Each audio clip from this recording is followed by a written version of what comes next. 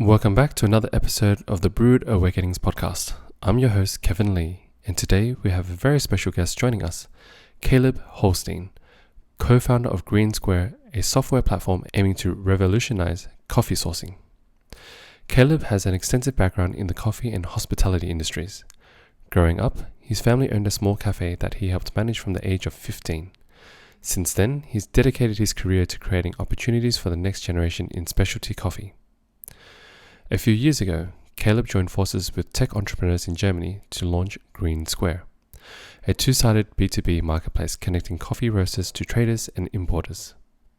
The platform allows roasters to easily source, purchase, and manage their green coffee inventory from multiple suppliers in one centralized hub. In our conversation today, Caleb shares his journey building Green Square, his perspective on challenges facing the coffee supply chain, and his advice for young people looking to make an impact in this industry. We also discuss his leadership philosophy and biggest influences. I'm thrilled to have Caleb on the show to discuss how technology and connectivity can transform sourcing, building more resilient and transparent supply chains. Let's jump right into the episode. Hey Caleb, how you doing, buddy? Very good, thank you, mate. How are you? Good. Thank you. I appreciate you taking the time out for this. I found you on LinkedIn and I was like, hey, this is awesome. Somebody in the industry is doing something unique. And I thought, let's get him on the podcast. So thank you for being here. Oh, mate, thanks for having us. Thanks for reaching out. I think you'll realise by the end of the conversation, but I love a good chat about coffee and business. Let's get stuck into it, man. Can you share a bit about your background and what led you to co-found Green Square?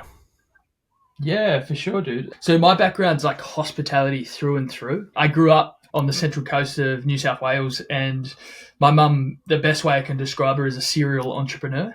So she would just start like retail businesses and little shops and things like that. They were doing really well, but she had the opportunity to take over a very small cafe, which was next door to one of her retail shops. And she took it over, ran it for about 2 years, but I'm the youngest of 5, so I've got 4 older brothers and sisters. We were all working there and running it. And she was like, oh, this is too hard. I don't like doing hospitality. But all of us kids were working there. And my older brother and sisters were like, we love it. So they're a bit older than me. They were finishing school at that time. And mum ended up working out with them. She's like, I could actually do a vendor finance. So you guys can actually pay it off and you can own the business after a few years. But she also realized she couldn't do that again and again. So if she was doing it once, it was going to be for all the kids, and we all got shares. And I was the youngest, so I just turned 15 and I had shares in a cafe. And pretty much from then on, when I wasn't at school, I was in the cafe. And that's where it all started. That's a very interesting upbringing you had, Caleb, running a cafe at 15 years old. It's very different. And not many people have that opportunity. So I can only imagine what it was like. And moving forward from there, how did you go from shares in a cafe owner to co-founding Green Square?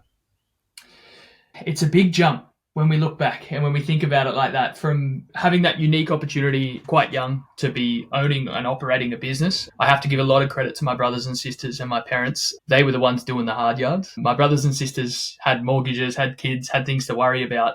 I had a very different perspective on the business because I had much less risk.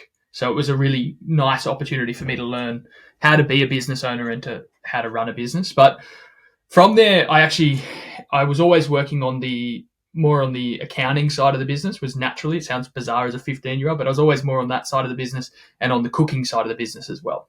So setting up our menu, like setting up our food, doing all those things with my brother as well. And then naturally we had an opportunity to start to roast for ourselves, which was really unique. And I thought, hey, I know how to cook. Let's learn how to cook coffee. So I fell into the rabbit hole of roasting coffee, got the opportunity to learn how to do that for our own business, which at the time was doing a fair bit of coffee, which was quite exciting, and able to roast and learn that process. And then naturally from there, the best way I describe it is the coffee industry got its hooks into me and it hasn't let go since.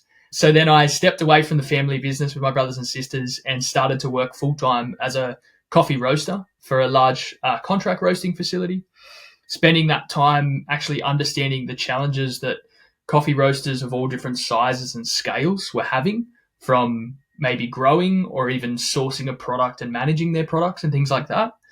And then from there, I've had a few other kind of steps and roles, but my career was always focused around providing opportunities for the next generation to have access to the coffee industry. But it all worked out in the wash, and over my career, these same challenges kept appearing that we couldn't find resolutions for. So I was lucky enough to have the opportunity. It was almost 4 years ago now. I connected with some German entrepreneurs who are now my co-founders in Green Square. I got connected with the guys because they were looking at the industry and looking at some of the challenges and how they could actually apply software to our industry. And it's not unique to the coffee industry. It's actually supply chains in general are having the challenge to become a digital kind of transaction and facility. But yeah, it was about 4 years ago we got introduced, and we were both working towards the same solutions.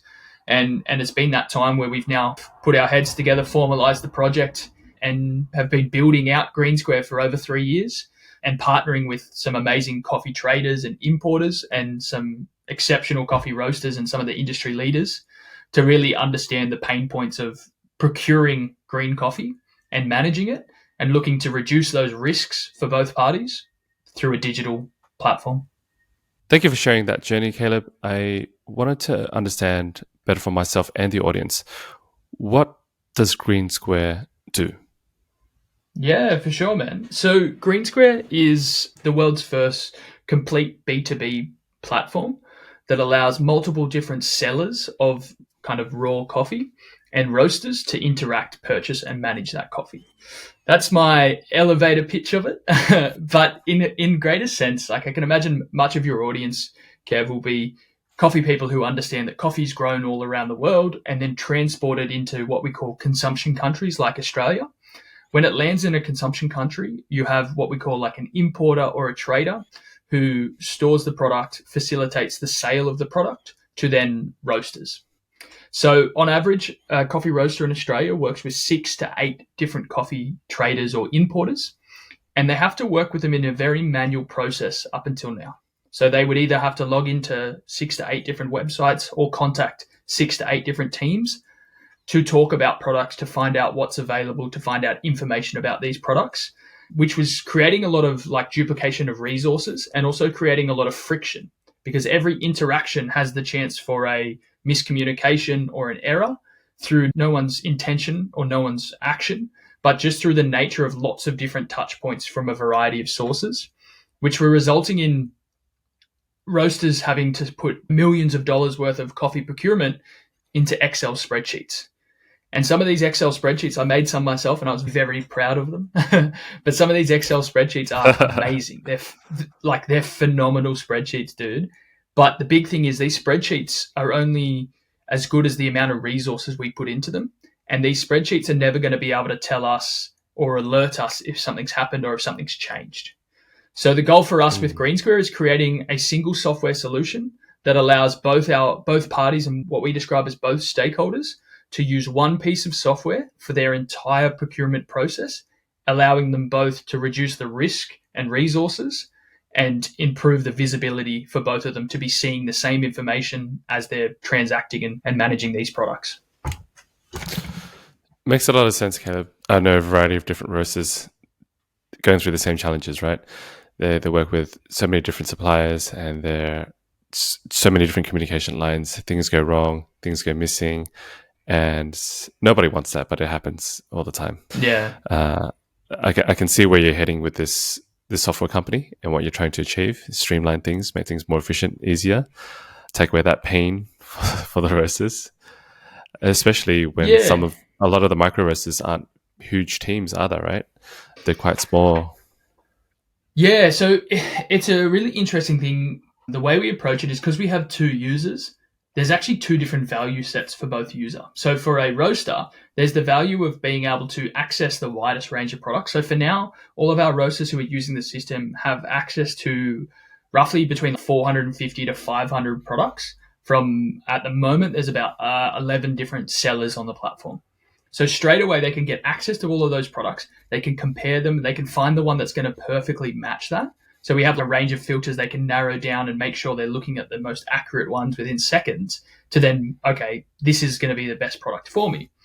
Then they have visibility to be able to request samples negotiate contracts, and then even manage those contracts. So, for example, a coffee roaster might buy 2,000 kilos of a coffee and draw it down over 6 months. They can place every order and draw it down. So it allows them that visibility and that consolidated view of their business, which is outside of wages, is their highest cost center for a roaster, is their green coffee. Yes. Then from the trader's perspective is right now traders are using 3 different pieces of software to try and manage this process. So they'll have a thing that is what can be called an ERP, but it's basically an inventory management system. They will then have a CRM, which is like customer relationships, so managing all the different roasters so they know what they like or what they're up to or what communications have happened. And then they have a customer-facing piece, which is how do they present their product? Do they put it on a PDF and email it to them? Do they have a website that they can log in? So there's 3 different software tools they're managing, and no trader has been able to get all 3 software tools to talk to each other. So every time a piece of information goes from one software to the other, it's a manual process, or it's a potential risk of increased labor costs to be doing that, or error in that transfer of information. So we look to consolidate that and provide them a single source that allows them to do all that. So would you say you guys are the only ones that are doing this right now? So basically there's no other competitors in the market that are doing the same thing. It's an interesting one because there is always a competitor. So the competitors that we face in the market, a lot of people look at our coffee supply chain and go, awesome, it needs a digital revolution. There is a need here. There is a pain here. There are users who are risking money and feeling a pain in this scenario. But a lot of people that we've seen and everyone who's entered the market has taken a much more disruptive approach. From the tech world, everyone likes to be disruptive, but we think there's actually a balance in B2B markets where disruption is actually ineffective. So a lot of people are trying to cut out, they describe it, and it's a very romantic clickbait term, which I think gets them a little bit of traction, but cut out the middleman. Why don't you just make a platform that puts a farmer on there and puts a roaster on there, and let's cut out these middleman traders?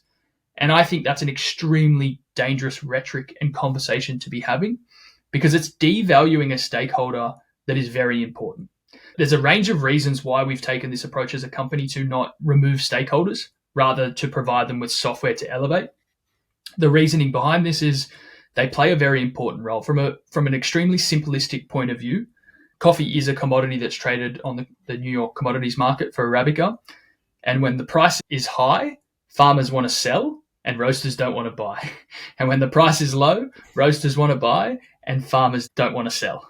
So there needs to be an intermediary party that can actually hedge these contracts and allow the facilitation of that is one layer. The next layer is international law. So the ability to create digital contracts that are legally binding internationally are fraught with challenges and risks for both parties. And the third layer is when these contracts default, who's going to be affected in that? So if a first world country consumer is signing a contract with potentially a third or a developing world producer, if the product gets shipped halfway around the world and the roaster goes, this doesn't match my quality anymore, what do? How does that work? And the facilitation of cash flow cycles. So it can take anywhere from 3 to 6 months from when a importer or a trader pays the producer for a coffee to when they get paid from the roaster. So suddenly roasters would have to cover that cash flow cycle where they're normally getting a 30-day cash flow cycle. That turns into a 120, 200-day cash flow cycle that they have to manage, and they have to bear that risk during that time. So there are companies that are looking to do those things where they provide direct contact like that, but we see that creating more inherent risk for both parties unnecessarily. And we see the ability to actually provide a software solution that reduces the friction and risks and allows the amazing traders and the amazing importers to do more and to do more efficiently is really our goal and our dream for the future. This is very interesting to me. I think a lot of people that are in the roasting game would want to understand this better as well.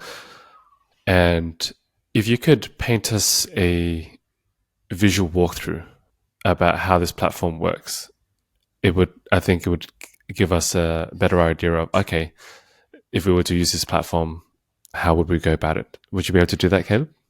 Yeah, for sure. So it's a little bit, for example, what it looks like for a roaster to use Green Square. So being a B2B marketplace, not everyone can log into the system. So Green Square is free for coffee roasters to use, but there's a verification process. The verification process is being able to help alleviate non-relevant conversations. So you have to prove I am the owner of this business and I am a roaster, first of all. Awesome. Once that's proved, we then have access to the platform. You log in, you'll be able to see like a dashboard that will show you all of your kind of progress and quotes, samples, anything that needs actions. But the first stage is when you log in, no supplier can see you, but you can see all of them. You can't see commercially sensitive information like pricing. So you have to do much like you do on a social media platform, you get to connect. So you go, awesome, Sukafina, Inter-American, Project Origin, I work with these guys already. I'm going to request to connect. Then that sends that company a notification saying, hey, Caleb would like to connect with you. Would you like to work with Caleb? And they say, yeah, awesome. They provide me price visibility. They assign me an account manager because maybe they go, Caleb's this size roaster or in this region of the country. So this is the person who will manage him. And they can allow me that as well as setting up payment terms to go, oh, awesome. We already work with Caleb. He gets 14-day payment terms. And they apply all that to my account. And then I get a notification as a roaster and I can now see pricing for their products. So I can go through, start searching for products, shortlisting them. I can start to build my own catalog of products to say, hey, I'm really interested in Ethiopians at the moment. Here's 10 I'm interested in. Then I request samples. I get updates about my samples saying they've been accepted. They're now in shipping. They should be due to arrive. I can then go, awesome, they've arrived. I can even provide feedback. So I can add some notes on there to say, hey, this one was really good. This one maybe wasn't exactly what we were looking for. This feedback loop allows you to improve the understanding of your trader. So next time you ask coffees, they go, oh, I know when Caleb says Ethiopians, he's really looking for like acidic washed Ethiopians. So they know what coffees to keep an eye out for me. It's the exact same process through every other stage of it. So for a quote, you request a quote, then you get updated with what they can provide you. You get alerts that that quote's expiring and you might need to action it. If you accept a quote, this is the thing that no other platform's been able to do up until now, which is we actually capture all the information during your negotiation. And once you accept that quote, it creates a digital contract instantly. So an instant digital contract that you go, awesome, you can click, you then get a DocuSign link sent to your email address. You go, yep, signed it. And we've created a document straight away. And you are now committed to that coffee. You have access to that coffee and you're not going to miss out. Then on Green Square, you have visibility of the position. So we've ordered 1,000 kilos of a coffee. I can see there's 1,000 kilos. And then every time I place an order, I see those kilos dropping down. And we have a graph presentation to show you if you're consuming it quicker than you expected. So when you book a contract, you say, hey, I'm going to draw it down over 6 months. So the system straight away understands 1,000 bags over 6 months. There's a scheduled time frame of how much you should be consuming. If you go ahead or behind, the system now tells you and says you're ahead of your contract, you're going to need more coffee. Or you're behind your contract, it might run longer.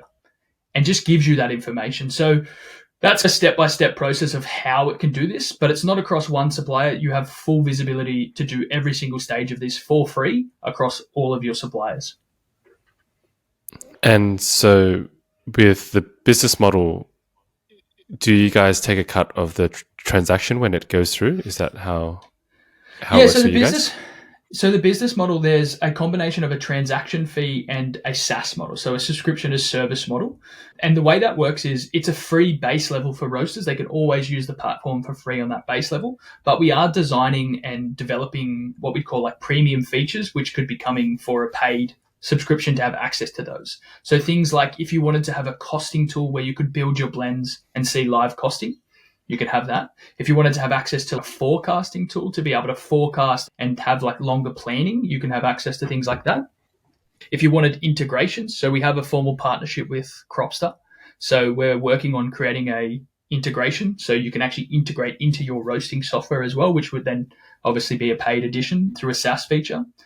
But from a trader and importer's perspective, there is a transactional cost. So it's anywhere ranging between a 1 to 4%, depending on the type of transaction.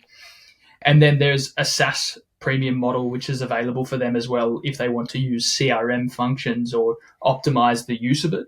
From the trader's perspective, as I mentioned before, it's consolidating the use of 3 different softwares that are highly customizable at the moment or highly fragmented at the moment into one to allow them to reduce the resources they're allocated to spend on those to then be able to spend on the SaaS model for Green Square. Yeah.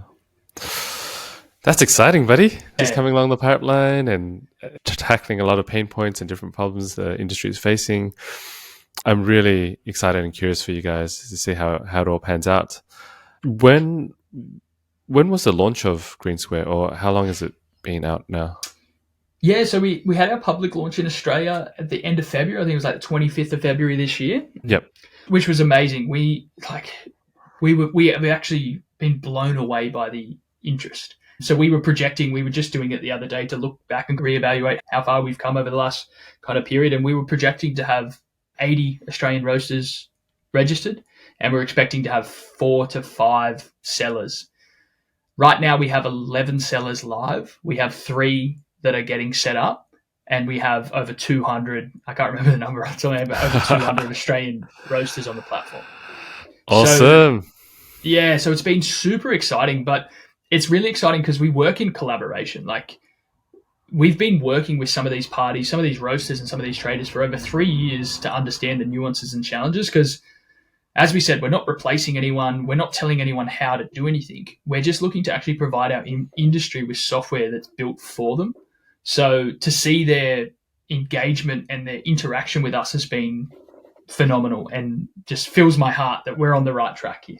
That's amazing, man. I'm so happy to hear that. New startups in the coffee industry can be quite difficult, and to hear something that is different coming into the space and catching traction right at the beginning and getting good support, that's lovely to hear, especially in the roasting space as well.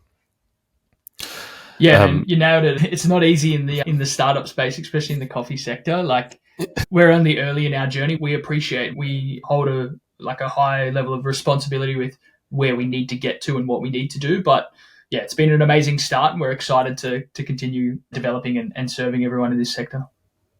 Yeah. And to continue along with this part of this conversation, can you share with us a success story or a case study that Green Square has made a significant impact? I'm not sure if you can share something that maybe you've dealt with one of your clients or something like that's open to sharing a story. Yeah, for sure. So I'm not sure if I'm allowed to share anyone's name. We have very strict visibility laws of what we can see, what we can't see, because it's a B2B space. So our whole foundation is on a what we kind of term and is discussed as a user permission scheme. So we cannot see certain things and we cannot share certain things. It's a standard. But I can share scenarios without details. We have seen roasters who have been able to, we're seeing a lot of our roasters using it as a single origin program. So starting to build out and be able to forecast their single origin program really successfully, which has been super exciting. We're able to see roasters of kind of all sizes now having access to build a single origin program as well. Because used to, like you said, for smaller roasters, they may not have a team who can do that. And now larger roasters, their team can be more efficient in doing it. Where smaller roasters, one operator can now build out a 6-month single origin plan. They can book the coffees ahead of time. They can have visibility across them.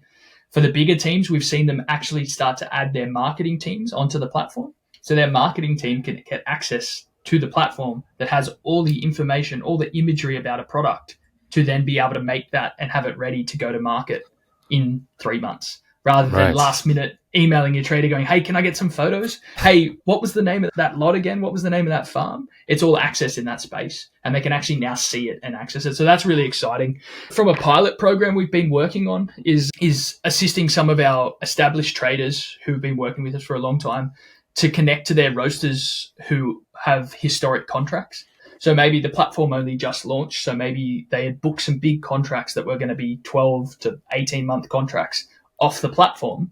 Can we assist them in actually putting those on there and giving them that visibility?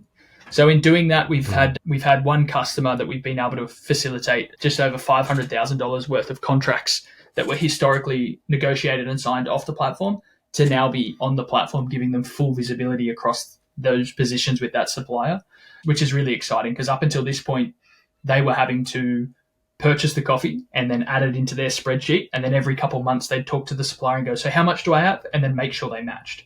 Now they just place an order on Green Square. It updates their inventory. The trader's looking at the same inventory. They're looking at the same inventory. They're reducing hours a week in have to manage that, and then reducing the risk of ever not knowing that they have the right amount of product available.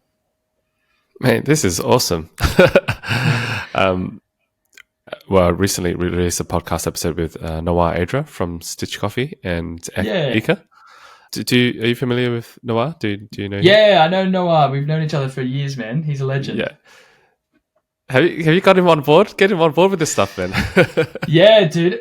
It's one of those things, man. So, like, we are a small company. So right now we're facilitating all of this with 4 people. So it's myself and my 3 co-founders that are managing and operating the entire platform. So we're not, like, we are driving. We obviously want to help all roasters, but we're very conscious of not just putting 500 roasters on the platform if we can't help them properly. So we're very conscious at the moment to be in a stage of support mode. So how do we help everyone on the platform to get the most out of it and build our team out to then be able to grow? So Noah and the team are amazing, and we've been speaking to their roasters for a little while about how we can help them in their community, because there's obviously a network of roasters that they can work with there as well. So yeah, we're really excited to get those guys on board, but it's just in this stage where we're very conscious of providing value to our users rather than focusing on, you see some startups where it's, for example, what's Threads that just launched by Instagram this week. They're like, we got 100 million users, and it's, I don't want 100 million users right now. I want to service 200 users really well and then be able to grow from that as well. So we're very focused on that kind of approach. Makes sense. Makes absolute sense. And before we go on, I just want to circle around back a little bit.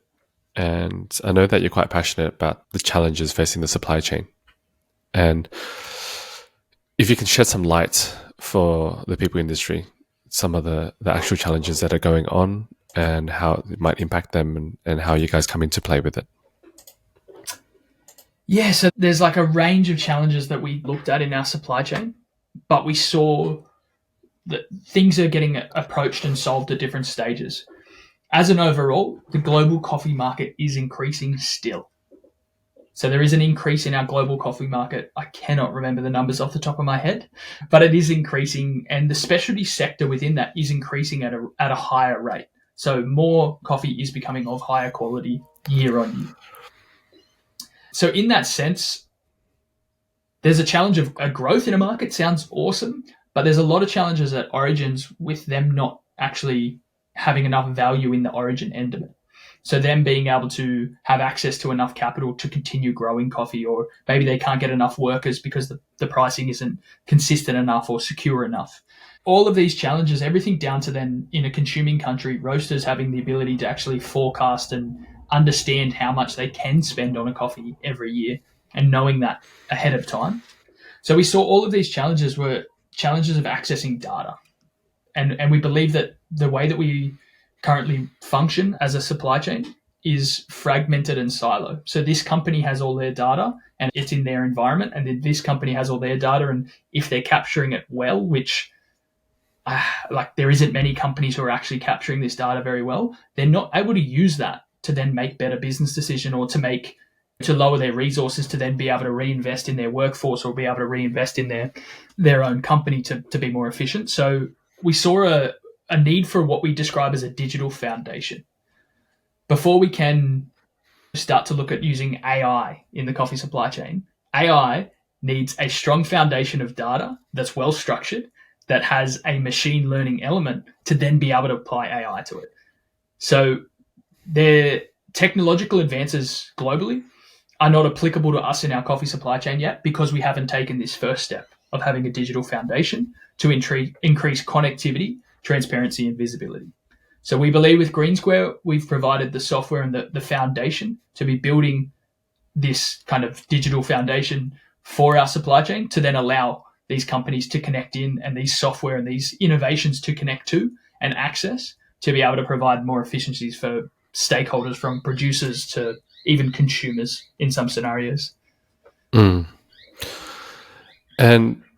listening to you is quite interesting, because obviously your background was in a cafe since you were 15, and then being in the industry for over a decade now, you're moving into the IT software development space, essentially, for the coffee industry. How Do you have a technical background? Did you learn anything, or was it as like a pure interest and then you fell into it with your co-founders? Yeah. So it's definitely not a technical background at all. I was lucky enough through my career to be in a position of my driver and a core skill set and a core value I have is problem solving. And problem solving for not an individual, but problem solving as in as broad approach as I can. If I ever learnt something, I'd tell everyone. And I'd be like, hey, this is how I did it. This is how I did it. This is how you could do it. So my nature is problem solving for a wider network, but it's also based on collaboration. So in a well-functioning cafe or kitchen, everyone has a role and everyone has a different skill set and they need to learn to work together. And the coffee industry is the exact same in that sense. The way that we founded Green Square is about having a diverse set of skills. So I'm not technically skilled. Maybe I've learned a word here and there and I'm getting a little bit more advanced with it. But it's through our well-rounded team of co-founders. So obviously we've got myself. We have Chris Meyer, who's our CEO, who has a PhD in behavioral economics and finance. And then we have Jan Hendrik, who is our COO, head of operations. And Jan has a background in actually digitizing non-digital industries. So working in startups in the solar sector in Germany. And then we have our CTO, which is our technical officer, Marius. And Marius is a full stack developer who's been leading teams for over a decade in this kind of tech space to build out software. So we have a really nice range skill set that I can apply my skills of problem solving and industry expertise. And then the team can then kind of mold that together to go, okay, this is how a software works. Because it's very crucial to have that rounded skill set between us. So I'm not the tech guy. I am the coffee perspective, but I do think I have a strong ability for communication and problem solving in that sector. Yes, absolutely. You're the one that's exposed to the industry the most, and you understand how roasting works, the cafe works, at Origin works, and how that all comes together, and the problems that people are facing. So you're in the best seat to understand how it all comes together. I always go back to it, but yes, I have a skill set in all of those fields that you just mentioned, and that's very lovely for you to say, Kevin. But it's not relying on this individual. I'm not the coffee's voice who's told my dev team how to build this. It's actually, I've been able to pull a community together and to bring a collaborative network of traders together to be able to understand all of their challenges and be able to provide software that resolves all of their unique challenges. It's the sense that, like, we just had a national cupping tour for Green Square in Australia. We only managed to get to Brisbane, Melbourne and Sydney. We're going to get out there, Tassie, South Australia, Western Australia. We will get for you guys on the next one. But we actually had it was the first ever where multiple traders were showcasing new coffees at the same event. So that just shows the level of collaboration. So a roaster doesn't have to go to every single trader's cupping night when new Africans come out. They got to go to Green Squares and try all of them at once. So it's a very visual and physical representation of what we're able to provide. But we're a community of people who are driving towards a better industry. We can't take all the credit. We're in place to be able to action their needs and their desires as an industry, but it definitely takes more than just us to keep this moving and to get where we've gotten to today. True team collaboration. There's so many moving parts, right? And it's such a large industry and we're in Sydney, Australia, like close to Melbourne, pretty much coffee capital of the world. There's so much going on here. It's crazy. Yeah. It's exciting though. Like, the way I look at it is I had the opportunity to live overseas for a while and to work in the coffee industry in the UK. And we're a very small population in Australia, but we have a level of authority, or there's at least a level of people watching to see what we're doing that is really exciting. And I think we need to be very conscious of how we represent the coffee, and things we can do here can extrapolate globally really quickly. And based on your experience, Caleb, what do you think are the biggest challenges in the coffee sourcing industry today? The biggest challenges, I would say, they come down to access to information. So as an importer, I have to find out all the information about this coffee from around the world to know that it's going to be right for me. So how do I know the quality of it? which suddenly became very hard during the global pandemic when they couldn't travel and taste coffees and then say, yes, let's get these ones and bring them back to Australia. So I think that's a challenge. I also see a challenge is then they have to collate that information to then provide it to their roasters to say, hey, you should buy this because of these reasons. So it's just the flow of information that is the biggest challenge. Because if we can actually provide seamless flow of information, we can reduce a lot of resources and risks in that state. Some amazing companies that I'd always love to shout out that are doing really exciting things in this space is a company that we're in close talks with that are doing, like, they're called Profile Print. So I can send you the links to add in the show notes and stuff to check them out. But Profile Print is basically allowing people to scan green coffee and then generate, and they use like an AI modeling tool to generate what's the score of this coffee? What's some of the core details, so they can actually work out what process the coffee is from just scanning Awesome. it. Wow. They can actually work out all these things. So it's a really exciting thing. And this is a piece of technology that these guys have been working on. This is awesome. And we're excited to work with them because if without a digital foundation, they do that, they scan that, they give that information to someone and it goes on a PDF. It loses that value of the amazing work. So we're really excited to work with them. They can create spider graphs that can score a coffee. Yep. Wow. So imagine from a producer's point of view in the future, and there's a lot of steps and there's a lot of things. A producer can scan their coffee using Profile Print. They can scan their coffee using Profile Print, and then they can go, okay, this is probably going to score between 87 to 88. So I know how much I can sell that for. There's a reference of quality. Where as a producer, if I'm not understanding the consumption market, I don't have access to generate details about that, then I don't know what my product's worth. So how do I value that? How do I sell this to a market? I just go, the New York Stock Exchange is telling me that the coffee should be $1.70 a pound today. I guess that's what I'll sell it for. Not knowing that I'm actually selling something that could be valued well above that. So if they can access data information to understand, hey, consumption markets are purchasing this type of coffee for this amount right now, I've got a way to check my quality. I can now have more value. So that's a long journey, but it's something quite exciting. Yeah, I'm personally really excited about this whole space as well, and how our coffee industry is going to be digitized. You're already working on it, obviously, with your software company and the platform, but eventually over time, the introduction of blockchain and AI and how it will promote transparency, visibility at every single stage from origin to here, that people can see, okay, that's exactly where it comes from. There's no misguided information. And like you said, this scanning tech already that combines AI, machine learning, and to produce results and graph things out. That's really cool, really cool. Do you guys think you will incorporate possibly blockchain tech or anything NFT related in your software? So at the moment, it's a really interesting perspective when it comes to blockchain.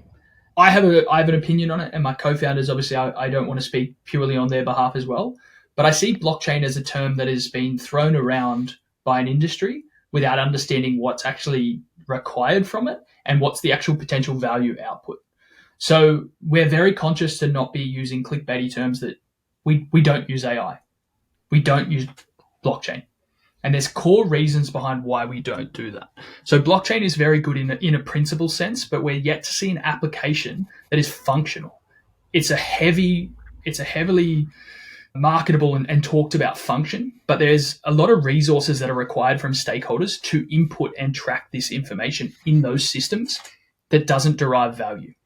So what we're looking to do is we're looking to start on a sense of let's derive as much value for stakeholders and then look to innately do that in a transparent way. So if I can see every step of selling a product and I know where it's gone, awesome.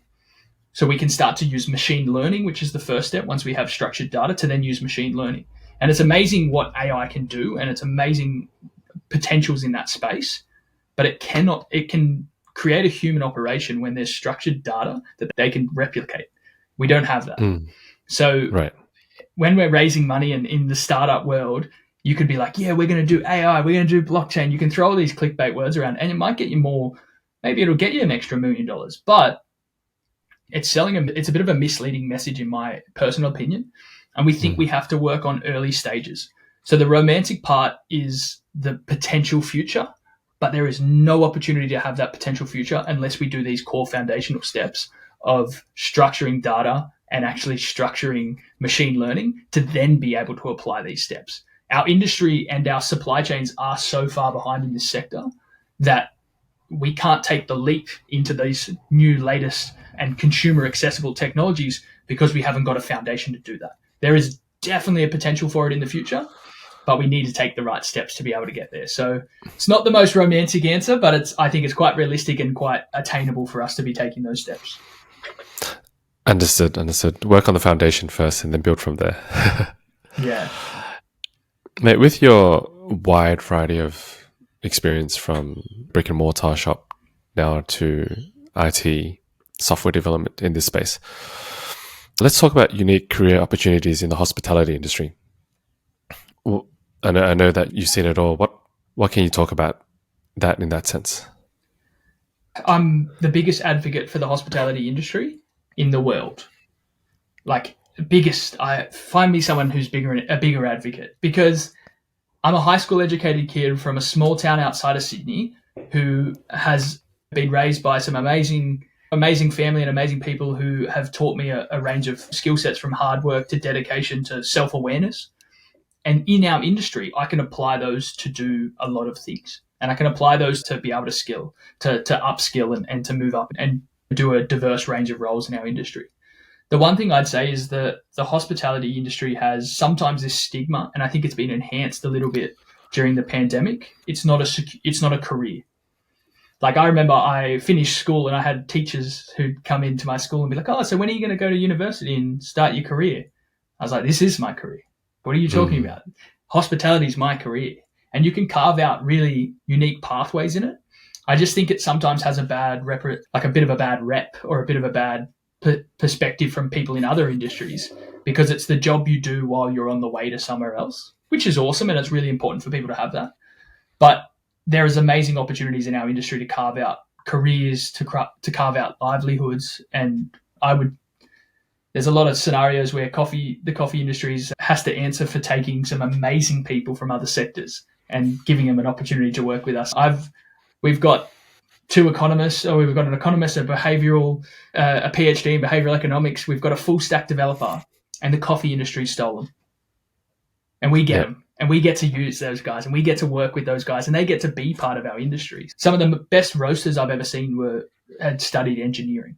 Some of the best coffee machine technicians had been mechanics and then come into our industry. There's so many different avenues to come into the hospitality industry. I'd say, if you're interested, get in. And there's no structured education system in our industry, no formal. If I want to be a chef, I can go do that. But in the coffee sector, it's a pretty rogue. Like, I know Noir and the guys have a training school, which is awesome. There's people who are doing roasting courses, but it's about putting yourself out there in the hospitality industry and taking opportunities and being willing to work hard. And you can literally do anything in our industry. It's awesome. Yeah, it is true. You can be no one with no knowledge, no background, and in a year or two, be someone in the industry if you really put your head down into it and focus on building your skill sets. While I was doing some research about you, Caleb, you mentioned on your LinkedIn profile that you like to surround yourself with good people doing good things for good reasons. How does this philosophy influence your leadership style and the culture at Green Square? Or if you can share any stories related to that. Yeah, so that's my core, man. That's me at my core. If people haven't realized through this conversation already, the way I describe it was, I was raised by crazy hippies, and I love it and I'm grateful for it. But I think it's at my core that who you are as a person should be in your work. So it's an essence of, I am what I do, and what I do is who I am. So if I want to do something, I have to do it with the level of honesty, transparency, and efficacy that I hold myself to in everyday life. So when I talk about doing good things with good people for good reasons, it's literally every single step. So the reason we partnered with the boys and my co-founders on Green Square is because we had a drive to provide an industry with value. That's our core drive. Business is business, and no company should be afraid of making a profit or wanting to make a profit and driving towards making a profit. But I also think there's that core sense of knowing that we're doing it for the right reasons, and we're surrounding ourselves with the right people. rather than going, hey, this person's got a reputation, let's put them in. If they don't fit the culture, if they don't fit the direction that you're looking to go as a company, then they're not the right person, no matter how big a reputation, skill set, or experience they may have. So it's really important to have those criteria. And I've found that as I haven't always had it. I've made plenty of bad decisions, and I've had different surroundings that haven't worked for me. But it's helped me refine that. For me personally, if I can tick those 3 boxes, this is a good person. They wake up and they want to do good. And I think a lot of people are. There's not many people who wake up and go, I want to be a bad person today. They wake up and go, I want to do something good. I want to have a good day. I want to be with people who are going to have a good day. So if I can tick those 3 boxes in my personal, my career, then I know we're actually driving to create something that's going to be good and do good in an industry and in our lives. I love your motto, man. Love your life motto. People should follow it. It's simple. It's a simple one-liner, and I'll probably borrow and share that one day. It's one of those ones. You hear these things on Instagram or on TikTok or all these things where someone says something like, "Oh, it's so romantic, it's perfect." I try and remember it every day. I don't. I'm like, there's so much reality that comes to that. It's easy for me to write it on LinkedIn and hit, yeah, that's my bio, but I have to do it. It takes work. I don't win at that every day. So I think always is like a reality perspective on it as well, is because it's so hard running businesses, dude. It's so hard working day in and day out. So it's nice to have a guide or a rule set to work to, but there's reality that comes in with it as well. Tell me about it. Yeah, dude, you know. So Caleb, what advice would you give to aspiring entrepreneurs or people who work in our industry that want to make a positive impact? Yeah, so I guess for that, it lands a little bit on my core values of surround yourself with good people who are doing good things for good reasons. But it is really important to have self-awareness. That's the hardest thing. There's some days where I don't want to be aware for the stuff I'm not good at. But when I force through that and actually look at myself and go, no, that you need to be better at that. So a layer of self-awareness about yourself is super important in running and operating a business. Know where your skill sets are, know where your skill sets aren't, and then know who can help you to fill those gaps and work together. So self-awareness and consciously collaborating a team and a culture around you to be successful is super important. But go for it. Do it while you're young. Risk, push yourself out there. There's a culture in Australia of like tall poppy syndrome, and I struggle with some anxiety around it sometimes of putting myself out there. Like anyone who looks at Green Square will see my face there and they go, oh, you're so natural at that. I don't feel comfortable doing that, but I know I've got to do it. And I know if I don't do it, who will? So it's that willingness to back yourself and put yourself out there to achieve the things that you want to achieve, because I love it and I would recommend other people to do it. Great advice, Caleb. Go out there, risk it, give it a go. That's the only way we're going to make change, right? If you don't give it a go, you're not going to be able to make anything happen. Yeah, participation is key, man. Too many people are like, oh, someone should. The way I described it in my career, I used to be what I'd call a sideline player. Someone should do this. Someone should do that. Someone should do this. And I would say it. And I heard one day I was sitting in a cafe with my wife and I was like, someone should do this. And she didn't even say anything. She was lovely and she was just listening to me. And then I caught myself and I go, excuse my bad language, but shut up. Stop being the guy who said someone should. And every time you think that, find a way that you can do something. So I could be focused on what other people could do, but what can I do? And actually do it. But yeah, it was a very pivotal moment where I was like, oh, I need to stop worrying about what people should do and start worrying about what I can do. Hey, that's a great reframe. Shift from a I should, well, you should, to I could. Exactly. I can. I can. I still catch myself doing it. So I'm like, okay, cool. Learn from this. Caleb, who have been your biggest influences and why? I actually love questions like this. As I touched on earlier, raised by hippies, I'm trying to be a little bit more self-aware and even self-aware of who's helped me as well. But there's a lot of people in my career who've helped me in different ways and provided me access. But at a core foundation, it's my parents. So I mentioned about my mum and her background as a serial entrepreneur. My dad was there the whole way with us, and my dad actually worked in charities and then also in local government as an independent politician for our area. And to see himself put himself out there was a skill set that trained me how to be confident in yourself and to do these things. And if you believe in it, do it. So the whole reason he got into politics was he was living in an area that was flooding, and he was talking to the council, and the community was talking to the council saying, we should do something about this flooding area. And then one of the councillors who was in a big political party was like, if you think you should do better, why don't you do it? So he did. And he went in as an independent. All of us kids are there folding his leaflets and putting his signs out for him, and he got in. And then he had a whole career in there and did really well because he put himself out there. My mum and my dad have provided me an amazing skill set and resources. And then my brothers and sisters were, they were my guides in business. We learnt what not to do together, and we learnt that the hard way.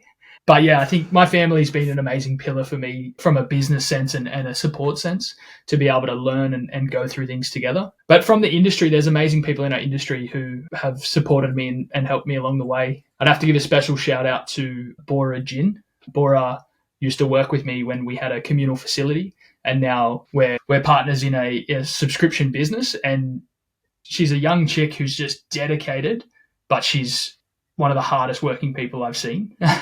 So special shout out to Bora in that sense. And then, another kind of influence on me is my wife as well. So sounds corny, sounds lame, but we've owned businesses together. We've traveled the world together. We've worked together, and to have someone who is able to be so open and honest and to be there with you through all this stuff. Everyone's had the joys of listening to me, and I'm a pretty full-on and intense guy. So she puts up with that and supports me through that while owning and running her own businesses. So yeah, very lucky to have those people around me.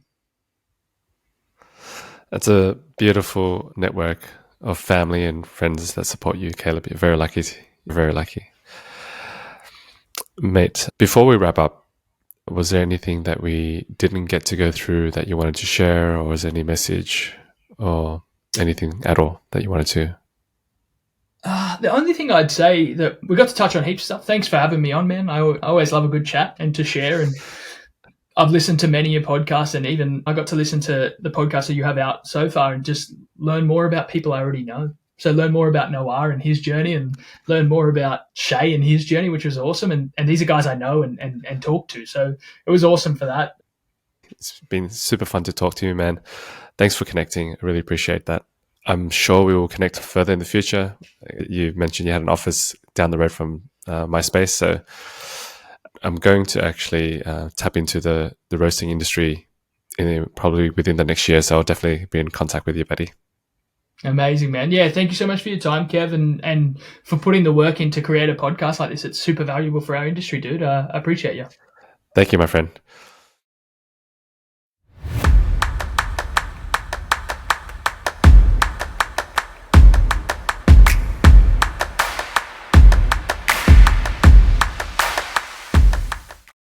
That's it for this week's episode of Brewed Awakenings. If you enjoyed what you heard, please leave a rating and review on your favorite podcast platform. And don't forget to tune in next month for more steaming hot coffee talk. Thanks for listening.